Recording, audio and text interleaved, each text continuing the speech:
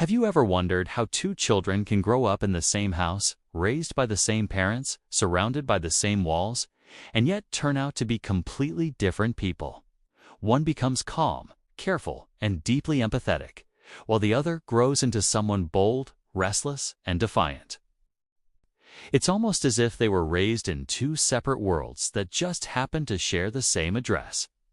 We often assume that environment determines who we become, that if two children are given the same home, the same love, and the same parents, then they should end up shaped in the same way. But that's not how human beings work. We don't experience reality as it is. We experience it as it feels. And every child, from the very beginning, interprets those feelings differently. When a parent yells, one child might internalize the moment and think, "I must have done something wrong. I have to be better next time." The other might turn away and silently decide, "It doesn't matter what I do, they'll never understand me." The event is the same, but the emotional meaning is completely different. From that moment on, two separate inner worlds begin to grow. This is how personality forms, not from what happens, but from how it's experienced. One child learns to find safety in control by being careful, helpful, and accommodating. The other learns to find safety in rebellion by breaking rules before those rules can break them. Neither is right or wrong. They're both simply adapting to love that sometimes feels conditional, unpredictable, or hard to reach. Even something as simple as birth order quietly shapes how each child learns to exist. The firstborn often becomes the one who carries the invisible weight of expectation, the pressure to be responsible, reliable, and to make the family proud. The second child learns to navigate around that shadow, to find their own identity by being different, freer, louder, or more detached. They aren't just reacting to their parents. They're reacting to the role they had to play to be seen in the family system. But beneath all of that lies something even more powerful: temperament. Every child is born with a different nervous system. Some are naturally more sensitive, absorbing every tone, silence, and subtle emotional shift in the room. Others are steadier, less affected by tension or conflict.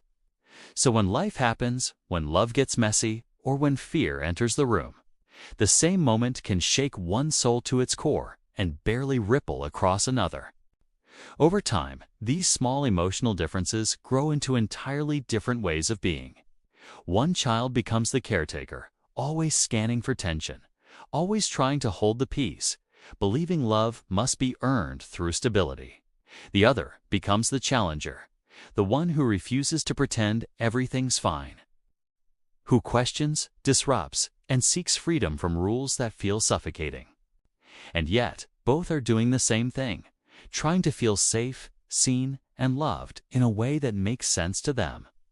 That's the quiet truth about personality. What we often call who we are is, in many ways, just the strategies we developed to survive emotionally when we were small. They're not flaws, they're the nervous system's way of saying, "This is how I learned to keep love close and pain far away." And that's why two children in the same home never really grow up in the same home.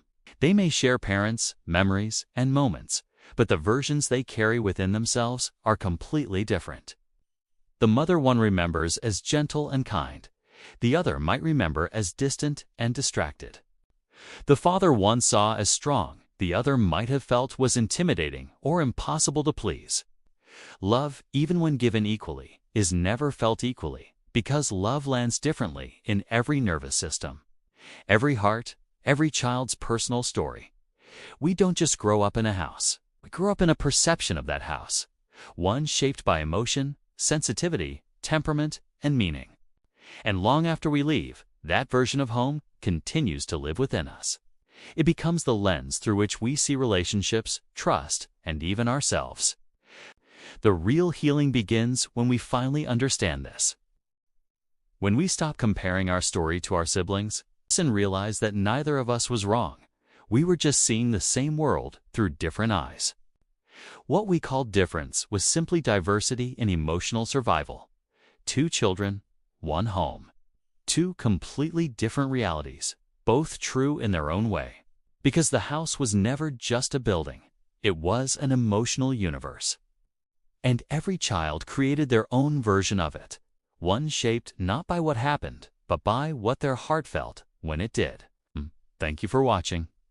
If you liked this video, press the thumbs up and share it with others. It helps spread the message of inner peace and self-discovery.